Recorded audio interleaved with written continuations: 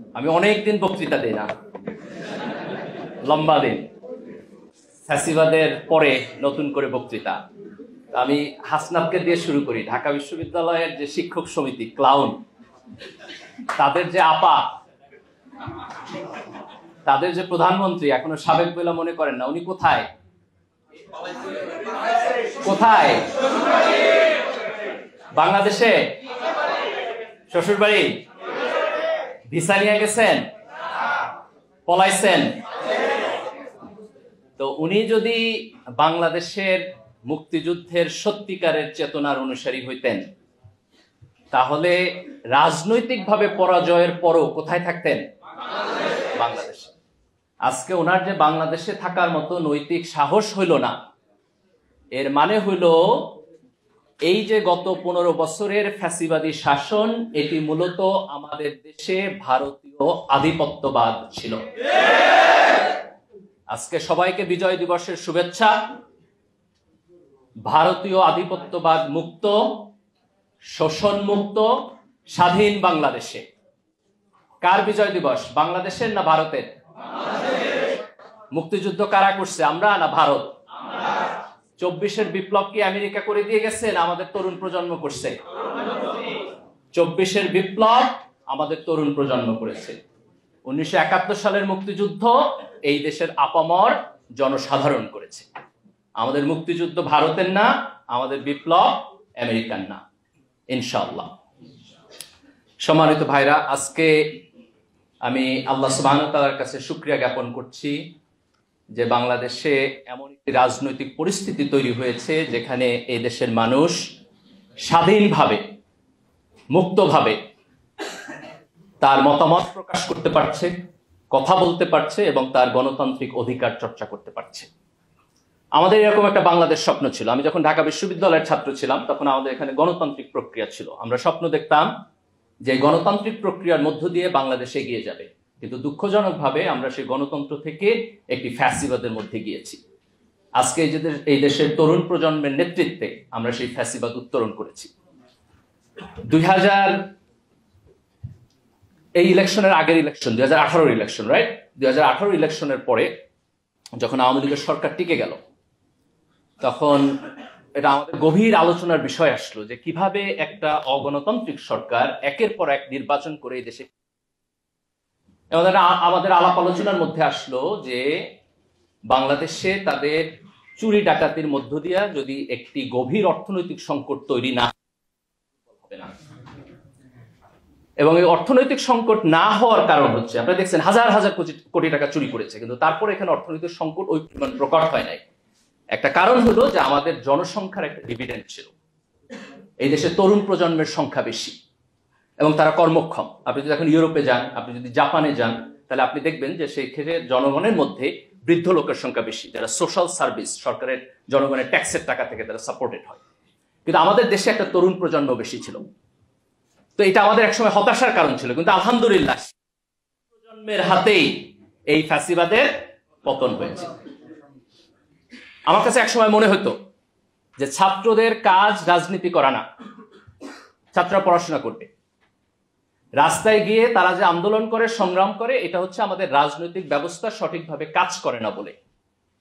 কিন্তু সাম্প্রতিক সময়ে দুইটা বড় ঘটনা ঘটছে এবং যে কারণে আমি আমার পজিশন রিথিঙ্ক করতেছি। একটা ঘটনা হলো, আপনারা খেয়াল করেছেন যে ফিলিস্তিনে যে আগ্রাসন, যে অন্যায়, তার বিপরীতে আমেরিকার বিভিন্ন বিশ্ববিদ্যালয়ে তরুণ ছাত্ররা যে প্রতিবাদ করেছে, পুরো আমেরিকার জনগোষ্ঠীর মধ্যে লিবারেল বলেন, কনজারভেটিভ বলেন, কোন রাজনীতিবিদদের এই নৈতিক সাহস হয় নাই সেটা প্রতিবাদ করার।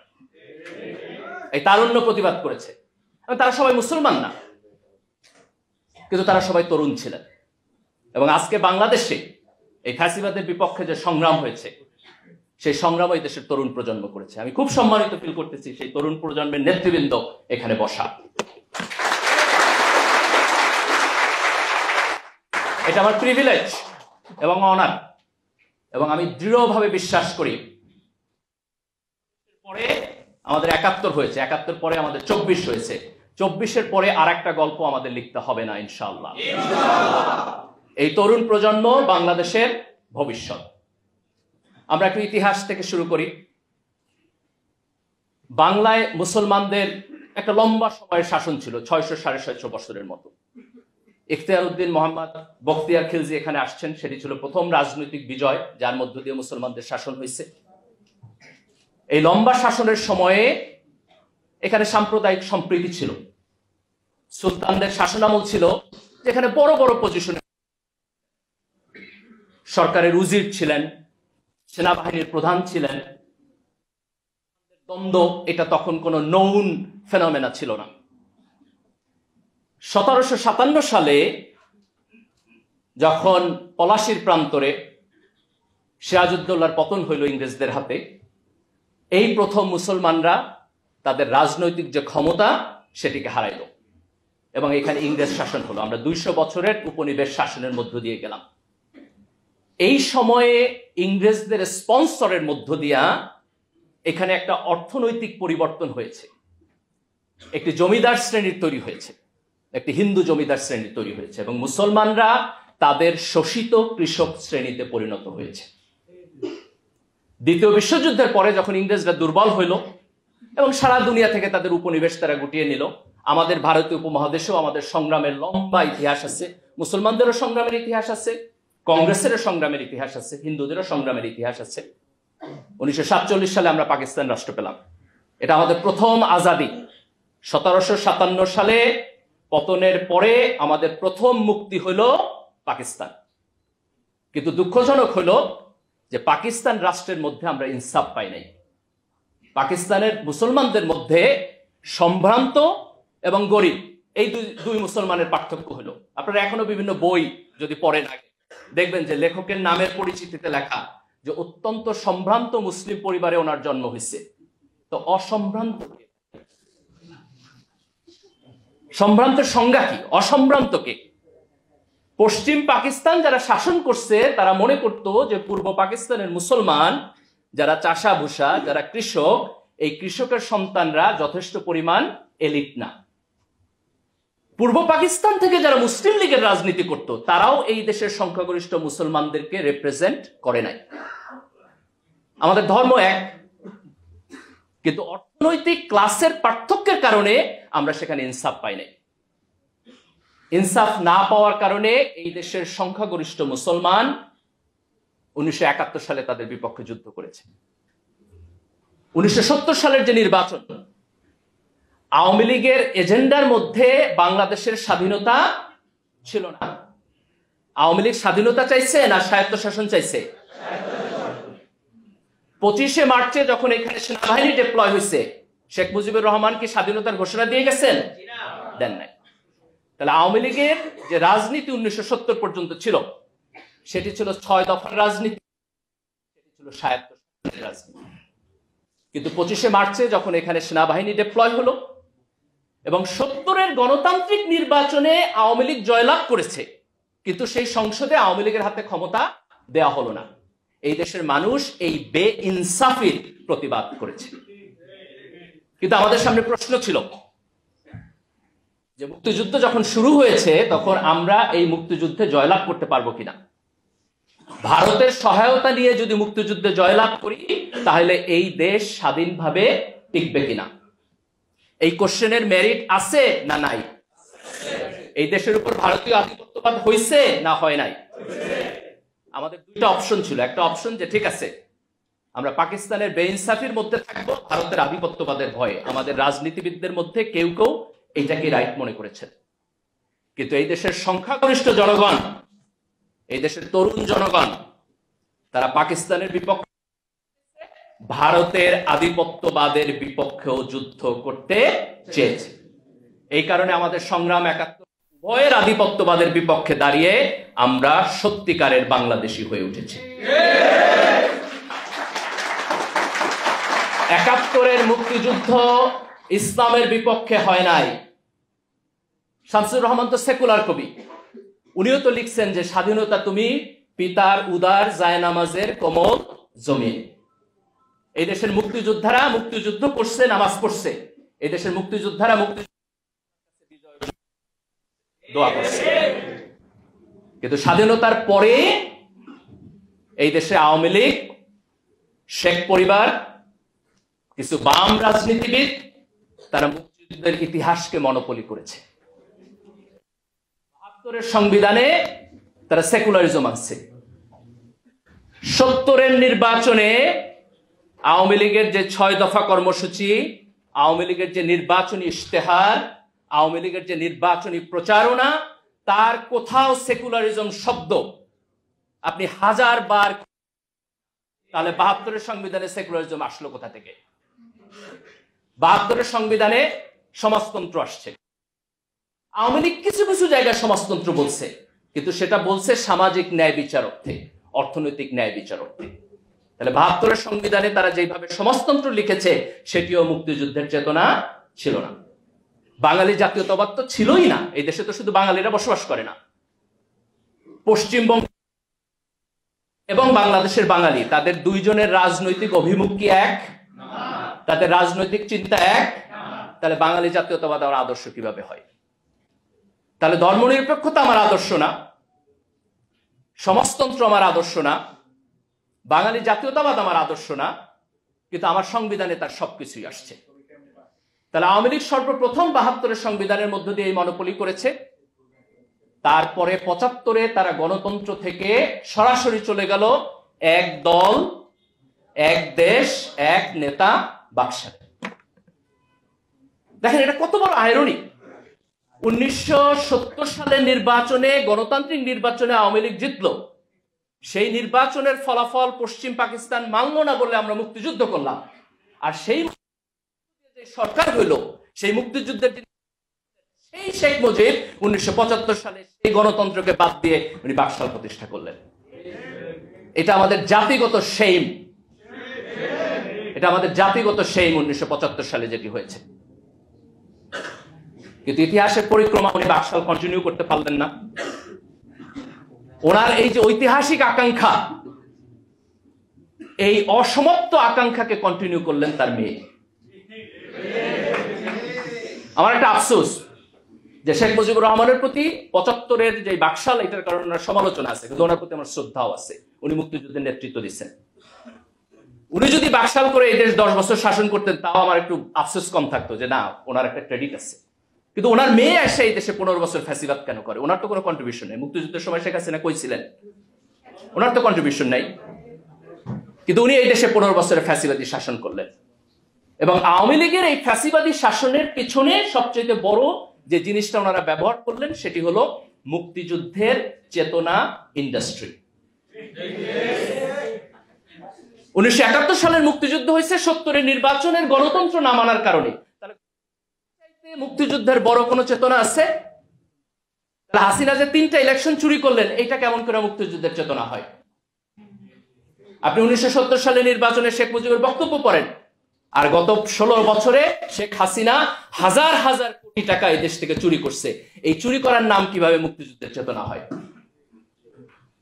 যদি দেশের টাকা চুরি করে বিদেশে পাঠানো মুক্তিযুদ্ধের চেতনা হয়, যদি গণতান্ত্রিক নির্বাচনকে করাপ্ট করে একটি একনায়কতান্ত্রিক সরকার ব্যবস্থা ডেভেলপ করা হচ্ছে মুক্তিযুদ্ধের চেতনা, মুক্তিযুদ্ধের চেতনার আমার প্রয়োজন নেই। আমরা 24-এর এই বিপ্লবের মধ্য দিয়ে এই দেশের তরুণ প্রজন্ম যেটি অর্জন করেছে সেটি হলো যে ফ্যাসিবাদ এই দেশে টিকবে না। আমাদের গর্ব করা উচিত। আপনি আজকে মিডল ইস্টে তাকায় দেখেন, এক একটা দেশে 50 বছরের একনায়ক চলতেছে, কিন্তু আমাদের দেশে শেখ হাসিনা একটা লম্বা সময় থাকছে, কিন্তু 15 বছর পরে আমরা তাদেরকে বিদায় করেছি। তারা থাকতে পারে নাই। আমরা গণতান্ত্রিক সরকার ব্যবস্থায় প্রত্যাবর্তন করেছি এবং ইনশাআল্লাহ এই গণতন্ত্রকে আমরা সামনের দিকে এগিয়ে নিয়ে যাব। শেখ হাসিনার যে মুক্তিযুদ্ধ ইন্ডাস্ট্রি, এর সাথে এই দেশের যে আপামর জনসাধারণ মুক্তিযুদ্ধ করছে তার কোনো সম্পর্ক নাই। মুক্তিযুদ্ধের যে সত্যিকারের চেতনা, তার কোনো সম্পর্ক নাই। মুক্তিযুদ্ধের চেতনা হলো আপনি সৎ থাকবেন, মুক্তিযুদ্ধের চেতনা হলো আপনি গণতন্ত্র মানবেন, মুক্তিযুদ্ধের চেতনা হলো আপনি সরকারে যাবেন, কিন্তু ভোটে যদি হারেন ভদ্রলোকের মতো ক্ষমতা ছেড়ে দিবেন। মুক্তিযুদ্ধের চেতনা হলো আপনি আপনার সন্তানকে যখন বিশ্ববিদ্যালয়ে পাঠাবেন সেখানে নোংরা ছাত্র রাজনীতি থাকবে না, সিট পলিটিক্স থাকবে না, একজনকে আপনি শারীরিকভাবে নির্যাতন করতে পারবেন না, একজন ছাত্রকে আপনি বুলিং করতে পারবেন না। মুক্তিযুদ্ধের চেতনা হলো আমার এডুকেশন সিস্টেম পাবে যেন সে বিশ্বের গ্লোবাল মার্কেটে গিয়ে কম্পিটিশন করতে পারে। 24-এর বিপ্লবের যে চেতনা, সেটি মূলত মুক্তিযুদ্ধকে আওয়ামী লীগের যে দলীয়করণ এবং চেতনা ইন্ডাস্ট্রি তার থেকে মুক্তি দিয়ে এই দেশের জনসাধারণের কাছে ফিরিয়ে দিয়ে গেছে। 24 এবং 71-এর মধ্যে কোনো কনফ্লিক্ট নাই। যারা 24-এর চেতনার সাথে 71-এর কনফ্লিক্ট অনুভব করেন তারা মূলত অগণতান্ত্রিক শক্তি, তারা ফ্যাসিবাদী শক্তি, তারা মুক্তিযুদ্ধের চেতনা বিক্রি করতে চায় এবং এই দেশে তাদের মুক্তিযুদ্ধের চেতনার $1 মিলিয়ন ইন্ডাস্ট্রি আছে। এই ইন্ডাস্ট্রির প্রফিটে টান পড়ছে বলে তারা আজকে 24-এর চেতনার প্রতিবাদ করে। কিন্তু এই দেশের আপামর জনসাধারণ যারা 1947 চায় নাই, 1971 সালে যারা পাকিস্তানের সাথে থাকতে চায় নাই এবং 2024 সালে যারা একটা ফ্যাসিবাদী সিস্টেমের মধ্যে থাকতে চায় নাই, এই সকল চেতনার মধ্যে কোনো কন্ট্রাডিকশন নাই, কোনো কনফ্লিক্ট নাই। আমরা একটি সুস্থ, সুন্দর, গণতান্ত্রিক, মানবিক এবং ইনসাফপূর্ণ সমাজ এখানে চাই। এবং আজকের তরুণ প্রজন্ম তার নিজের বুকের রক্ত দিয়ে, সাহস দিয়ে যে রাজনৈতিক আন্দোলন এবং সংগ্রাম এবং গণ অভ্যুত্থানের মধ্য দিয়ে এটি তৈরি করেছে, আমরা বিশ্বাস করি যে আগামী দিনে বাংলাদেশ এই অক্ষপথে থাকবে, এই কক্ষপথ থেকে বাংলাদেশ বিচ্যুত হবে না ইনশাআল্লাহ। এবং তরুণদের এই ভূমিকা পালন করতে হবে। রাজনীতিতে কোনো ফ্রি ব্রেড অ্যান্ড বাটার নাই। আপনি যদি নাগরিক হিসাবে আপনার অধিকারের পক্ষে না দাঁড়ান, আপনি যদি নাগরিক হিসাবে আপনার ভয়েস রেজ না করেন, আপনি যদি নাগরিক হিসাবে আপনার রাজনৈতিক ভূমিকা পালন না করেন, তাইলে পরে রাজনৈতিক সিস্টেম নিজে নিজে ভালো হয়ে আপনাকে আপনার নাগরিক অধিকার দিবে না। কাজে আগামী দিনে আমাদেরকে সতর্ক থাকতে হবে এবং নিজের রাজনৈতিক অধিকারকে খুব স্পষ্টভাবে গণতান্ত্রিক প্রক্রিয়ার মধ্য দিয়ে আমাদের রিপ্রেজেন্টেশন নিশ্চিত করতে হবে।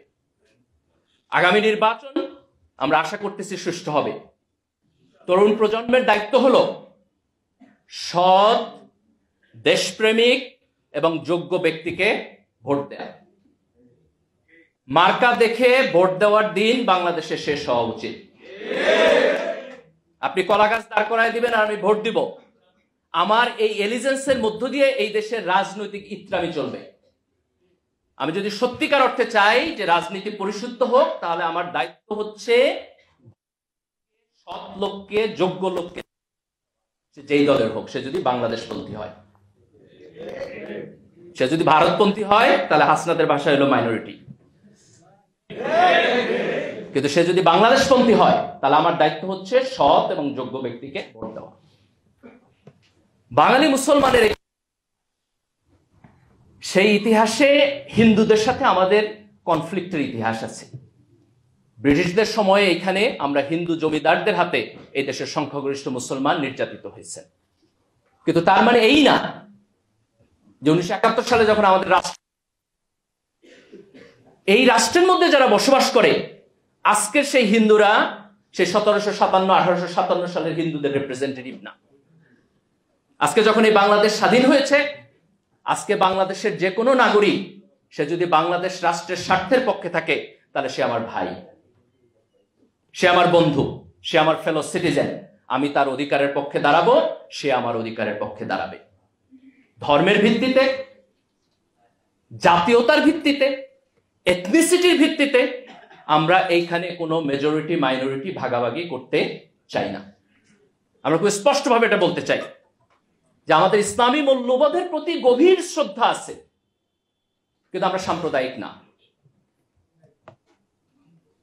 আমাদের ইসলামিক মূল্যবোধের প্রতি গভীর শ্রদ্ধা আছে। আমরা এই দেশকে এমন ভাবে তৈরি করতে চাই, ধর্মীয় মূল্যবোধ থাকবে, মানুষের মোরালিটি তার ধর্মের আন্ডারস্ট্যান্ডিং থেকে আসবে, কিন্তু ধর্মীয় হানাহানি থাকবে না। এখানে সাম্প্রদায়িক সম্প্রীতি থাকবে। আমাদের সেকুলারিজমের প্রয়োজন নাই। যেই সেকুলারিজম ইসলামোফোবিয়া তৈরি করে, সেই সেকুলারিজম আমরা বাংলাদেশে চাই না। আজকে এখানে ঢাকা বিশ্ববিদ্যালয়ের ছাত্র যারা আছেন তাদের অভিজ্ঞতা আছে। আপনি যদি মাদ্রাসার ছাত্র হন, মাদ্রাসা থেকে পড়ে আসেন, আলিম করে আসেন, তাহলে আপনি বিশ্ববিদ্যালয়ে এসে ডিসক্রিমিনেশনের শিকার হন। যুদ্ধ করে নাই যে আমার দাড়ি থাকলে, টুপি থাকলে আমি বিশ্ববিদ্যালয়ে এসে ডিসক্রিমিনেশনের শিকার হব। আমাদের বিশ্ববিদ্যালয়ে কিছু কুলাঙ্গার শিক্ষক আছে, বলে ঢাকা বিশ্ববিদ্যালয় মাদ্রাসা হয়ে গেছে। তো সুবহানাল্লাহ, আলহামদুলিল্লাহ, হইলে তো ভালো হয়েছে। তারা বিশ্ববিদ্যালয়ের ভর্তি পরীক্ষায় মাদ্রাসা থেকে আসলে তারা বলে যে ছাত্রকে নেওয়া হবে না। কি হয়েছে? সে মাদ্রাসায় পড়ে আসে নাই, হয় ইংরেজি ভালো পড়ে না ইত্যাদি। আরে ভাই, তুমি তো ভর্তি পরীক্ষা নিতেছো, সে যদি ইনকম্পিটেন্ট হয় তাহলে তো তোমার ভর্তি পরীক্ষাই ফেল করবে। সে যদি ভর্তি পরীক্ষায় পাশ করেই আসে তাহলে তার যোগ্যতা নিয়ে তো তোমার প্রশ্ন করার কোনো প্রয়োজন নেই। আমরা এমন একটা বিশ্ববিদ্যালয় চাই যেখানে বাঙালি মুসলমান কৃষকের সন্তানরা, আমরা মনে করি ঢাকা বিশ্ববিদ্যালয়ের যে সমস্ত সাবজেক্ট ইভেন কওমি মাদ্রাসার সিলেবাসের সাথে মিলে তাদেরকেও বিশ্ববিদ্যালয়ে ভর্তির সুযোগ দেওয়া উচিত। আপনি তার সিলেবাস দেখেন, আপনার যদি প্রি রিকোয়ারমেন্টে ঘাটতি থাকে তাহলে সে সাজেস্ট করবে আপনার 2টা কোর্স বেশি নিতে হবে, আপনার 4টা কোর্স বেশি নিতে হবে। আপনি বিদেশের বিশ্ববিদ্যালয়ে যান, আপনি ডিসক্রিমিনেশনের শিকার হবেন না। এরা এত বেশি প্রগতিশীল হয়ে গেছে যে আমাদের এখানে আপনি ডিসক্রিমিনেশনের শিকার হবেন। কাজে এই ইসলামোফোবিয়া তৈরি করার যে সেকুলারিজম, আমরা সেই সেকুলারিজমকে আজকে প্রত্যাখ্যান করি। কিন্তু আমরা বাংলাদেশকে একটি অসাম্প্রদায়িক বাংলাদেশ, যেখানে মুসলমান, হিন্দু, বৌদ্ধ, খ্রিস্টান, বাঙালি, পাহাড়ি সবাই তার নাগরিক অধিকার নিয়ে এখানে থাকবে। তার নাগরিক অধিকারের মধ্যে কোনো কাটছাট হবে না। সে যদি বাংলাদেশের নাগরিক হয় তাহলে তার পরিপূর্ণ নাগরিক অধিকার থাকবে। আজকে দেখেন, গত সরকারের সময়ে বিএনপি এবং জামাত তাদের নেতা এবং কর্মীরা নির্যাতিত হয়েছে। আজকে যখন হাসিনা সরকারের পতন হয়েছে, আমরা মুক্তির আনন্দ বুঝতেছি। আপনার অভিজ্ঞতার প্রতি, তাহলে আপনার দায়িত্ব হচ্ছে এই মুক্তির আনন্দ এই দেশের প্রত্যেকটি নাগরিকের জন্য নিশ্চিত করা। সে আপনার দলের হইতে পারে, সে আপনার দলের নাও হইতে পারে, ডাজন্ট ম্যাটার। সে যদি আমার নাগরিক হয়, সে যদি আল্লাহর বান্দা হয়, সে যদি মানুষ হয়, তাহলে তার নাগরিকের অধিকারের পক্ষে দাঁড়ানো আমার দায়িত্ব। দেখেন, আল্লাহ রাসূল যখন মক্কা থেকে মদিনায় গেছেন, উনি মদিনার বিভিন্ন গোত্রের সাথে চুক্তি করেছেন। তার সব গোত্র মুসলমান ছিল না, এবং তার চুক্তি হয়েছে যে আমি আক্রান্ত হইলে তুমি আমাকে সাহায্য করবা, তুমি আক্রান্ত হইলে আমি তোমাকে সাহায্য করব। তাহলে একজন নন মুসলিম যে আল্লাহ রাসূলের সাথে চুক্তিবদ্ধ, সে যদি আক্রান্ত হয়, আল্লাহ রাসূল তার সাহায্যে যুদ্ধ করতে যাবে, সেই যুদ্ধ কি জিহাদ হবে না? সেই যুদ্ধে যদি মারা যায় শাহাদাত হবে না? কিন্তু এই শাহাদাত তো ধর্ম প্রতিষ্ঠার জন্য হয় নাই, এটা হয়েছে ওয়াদা রক্ষা করার জন্য। ওয়াদা আমার ধর্মের পার্ট না পার্ট না? তাহলে আজকে রাষ্ট্রের নাগরিক হিসাবে আমি যখন একটা সংবিধানের মধ্যে একটা সিস্টেম তৈরি করতেছি, তখন আমি সকল নাগরিকের জন্য তার নাগরিক অধিকারের নিশ্চয়তা দিতেছি। আমি তার ধর্মের উপর ভিত্তি করে পার্থক্য করতেছি না, তার বর্ণের উপর ভিত্তি করে পার্থক্য করতেছি না, তার এথনিসিটির উপর ভিত্তি করে পার্থক্য করতেছি না। কিন্তু আমার রাষ্ট্রের সুনির্দিষ্ট আদর্শ থাকবে, ইডিওলজি থাকবে। মুসলমানরা তাদের ধর্ম থেকে তার নৈতিক যে মোটিভেশন সেটি নিবে, যিনি হিন্দু তিনি হিন্দু ধর্ম থেকে তার মোটিভেশন নেবেন, এবং আমরা একটি সাম্প্রদায়িক সম্প্রীতির মধ্য দিয়ে সবাই মিলে আমরা বাংলাদেশী হয়ে উঠব। আজকে আমি ঢাকা বিশ্ববিদ্যালয় শিবিরকে খুব স্পেসিফিকলি ধন্যবাদ দিতে চাই। আমি যখন বিশ্ববিদ্যালয়ের দায়িত্বশীল ছিলাম, আজকে থেকে প্রায় 15-16 বছর আগে, কিন্তু আলহামদুলিল্লাহ আজকে ঢাকা বিশ্ববিদ্যালয়ে যারা নেতৃত্ব দিতেছে তাদেরকে দেখলে আমার সেই পুরাতন দিনের কথা মনে হয়। এই জুলাইয়ের বিপ্লবে তারা যে গৌরবজনক ভূমিকা পালন করছে, আমি আশা করব যে আগামী দিনে ইনশাআল্লাহ তারা জাতিকে নেতৃত্ব দেওয়ার ভূমিকা পালন করবে। আমরা এখনো মাঝে মধ্যে বলি যে ভারতীয় আধিপত্যবাদের বিপক্ষে আমরা যুদ্ধ করব, আমরা লড়াই করব, এক বিন্দু জমি আমরা ছাড় দিব না, এটা ডিফেন্সিভ বক্তব্য।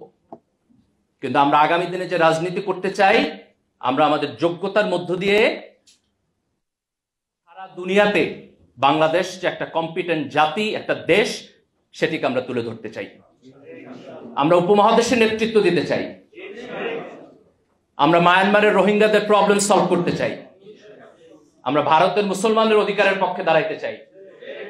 আমরা ভারত এবং পাকিস্তানের মধ্যে নেগোসিয়েশন করতে চাই। আমরা সার্ককে শক্তিশালী করতে চাই। আমরা দক্ষিণ এশিয়াকে নেতৃত্ব দিতে চাই। আমরা বিশ্বকে নেতৃত্ব দিতে চাই। যেই তরুণ প্রজন্ম হাসিনার মতো একটি শক্তিশালী ফ্যাসিস্টকে রাস্তায় দাঁড়াইয়া কোনো রাজনৈতিক দলের সহযোগিতা ছাড়া নিজেরা নেতৃত্ব দিয়ে এই ফ্যাসিবাদকে পতন করেছে, তারা আগামী দিনে এই দেশকে নেতৃত্ব দিতে পারবে ইনশাআল্লাহ। আমি সবাইকে উদাত্ত আহ্বান জানাবো, আপনারা রাজনৈতিকভাবে সচেতন থাকবেন। দলের কর্মী কম হন, দেশের কর্মী বেশি হবে। আমাদের জাতীয় স্বার্থের প্রশ্নে কোনো কম্প্রোমাইজ আমরা করব না। এই দেশের ভবিষ্যৎ এই দেশের তরুণদের হাতে। 24-এর বিপ্লব আমাদের অতীত ইতিহাসের সাথে আমাদের যোগসূত্রটা কেটে দেয় নাই। এটা 71-এর সাথে জড়িত, এটা 47-এর সাথেও জড়িত। আওয়ামী লীগ এই ইতিহাসকে মনোপলি করেছে, আজকে আমরা সেই মনোপলি থেকে এই দেশের ইতিহাসকে মুক্তি দিয়েছি। তো ইনশাআল্লাহ আমাদের যে সংগ্রাম, আমাদের যে ইনকিলাব, এটি চলবে। এই দেশের তরুণ প্রজন্ম আবার তার সংগ্রাম পরিচালনা করবে এবং ইনশাআল্লাহ আমরা বাংলাদেশকে একটি শক্তিশালী গণতান্ত্রিক রাষ্ট্র হিসেবে বিশ্বের বুকে দাঁড় করাবো। এটি হবে আমাদের আগামী দিনের রাজনীতি। বাংলাদেশ জিন্দাবাদ, ইনকিলাব জিন্দাবাদ। আসসালামু আলাইকুম।